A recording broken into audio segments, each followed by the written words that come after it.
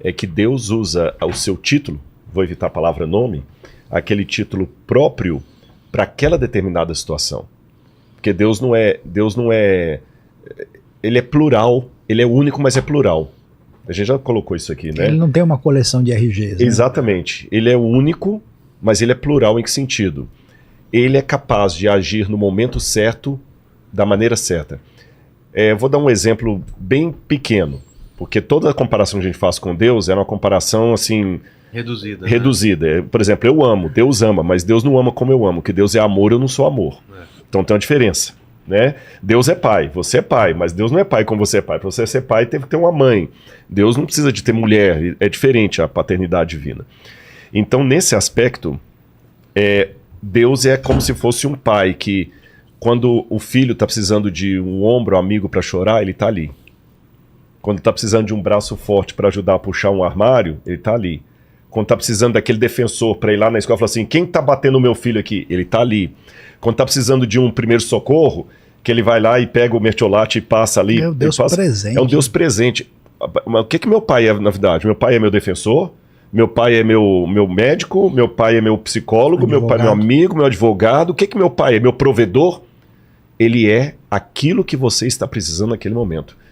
Você entendeu? Agora eu estou precisando de alguém que me dê o pão. Deus é o provedor.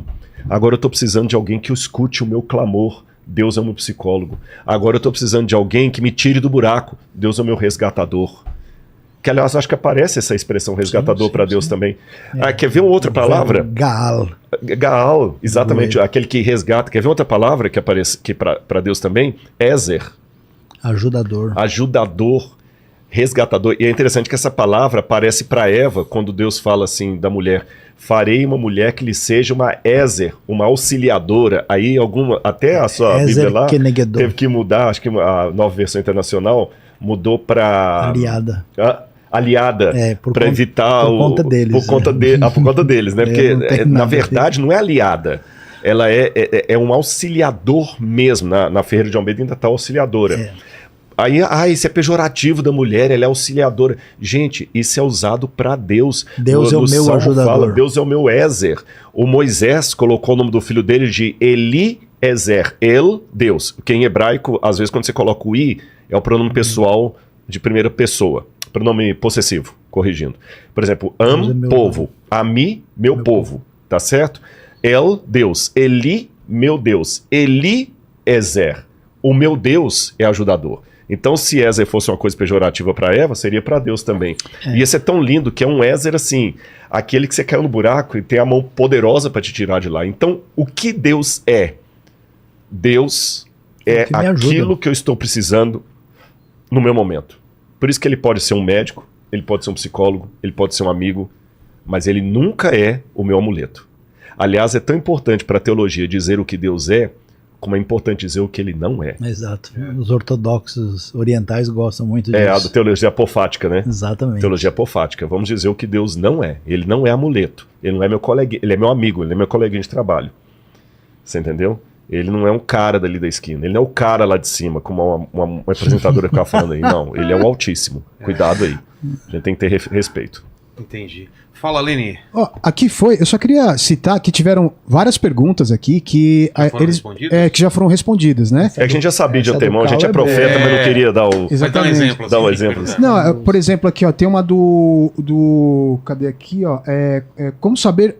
Por exemplo, tem perguntas que não tem a ver com o tema. Por exemplo, aqui é do Vinícius. Como saber se os diálogos da Bíblia entre os apóstolos são verdadeiros? Não tem a ver com o tema... Eu poderia, pelo ter ser um outra vez que viesse bater um papo sobre a veracidade histórica da Bíblia. E aí tem vários... Desculpa, viu, Vinícius? Não é para fugir a sua pergunta, é só para ficar dentro do tema aqui. E tem alguns comentários também elogiando os convidados, né? Falando, por exemplo, aqui, Rodrigo, eu esqueci, esse daqui é do Bruno, ele fala que ele cresceu estudando a Bíblia com o Testemunho de Jeová, apesar de não ser batizado. E aí ele pergunta por que há tanto hater tantos hates contra os Testemunhos de Jeová, né? Também não tem muito a ver com o nosso papo. Então, só dizer que aqui já foi, né, as perguntas e é isso aí. Acho que aqui também já foi. Você quer falar sobre? Então, existem certas referências que são consenso na cristandade. A divindade de Jesus é um deles. E aí, a doutrina a respeito de Deus, a respeito de Cristo, ela é praticamente consenso e ninguém abre mão disso. E quando um grupo discorda naquilo que a gente chama de questões menores, esse grupo é visto como uma outra denominação. Se discordar naquilo que é muito fundamental, nesse ponto, por exemplo, sobre quem Deus é e sobre quem Cristo é, até mesmo católicos, protestantes e ortodoxos, todos têm uma espécie de referência que vem do Concílio de Niceia e de Calcedônia. Agora, quando alguém acaba dizendo que Jesus não é divino, que ele é apenas um profeta, que ele é Messias, mas e não entende essa questão da triunidade divina, e faz até uma versão bíblica diferente que só é utilizada dentro do grupo, a gente entende que esse grupo está realmente se colocando numa situação distanciada de todos os outros. Então, nesse sentido, ainda que você respeite as pessoas que fazem parte do grupo religioso do Testemunho de Jeová, ainda que eu acho desnecessário qualquer ataque a qualquer grupo desnecessariamente, porque isso não faz sentido, não é possível ter uma concordância com eles nessas questões fundamentais, porque se Jesus não é divino, nem que até se discuta o que é isso exatamente, isso quer dizer que a morte de Jesus não tem condição de salvar ninguém, porque ele morre como um profeta qualquer. E essa que é o desdobramento maior. Então, negar a divindade de Jesus significa que ele morre como qualquer outra pessoa, como Abraão morreu, ou como Davi morreu. Então, aí fica muito complicado entender. E a versão chamada Novo Mundo das Escrituras, ela tem vários textos particularmente traduzidos que só são defendidos pelos participantes daquele contexto. Então, nesse sentido, não há como entender que isso é interessante eles são distintos. Tem algumas coisas, igual a questão do Semeron, que eu estava falando aqui, a tradução, eu falei, interessante se a tradução está assim, então quer dizer, tem uma base para alguns concordarem e discordarem. Mas alguns pontos, assim, como por exemplo, no princípio era o verbo era um Deus. Isso aí não tem na academia. Você compreendeu a questão? Como eu falei, a minha discordância do Gênesis aqui dele ou de Lucas. Você vai ter biblistas que vão concordar com ele e vão ter biblistas que vão concordar comigo. Mas se eu colocar um texto particular que só aquele grupo, e não tem biblistas que endossem, aí vários textos. Aí complica um pouco. O que não significa, eu repito, concordo com o Saião, que a gente vai discriminar, ridicularizar.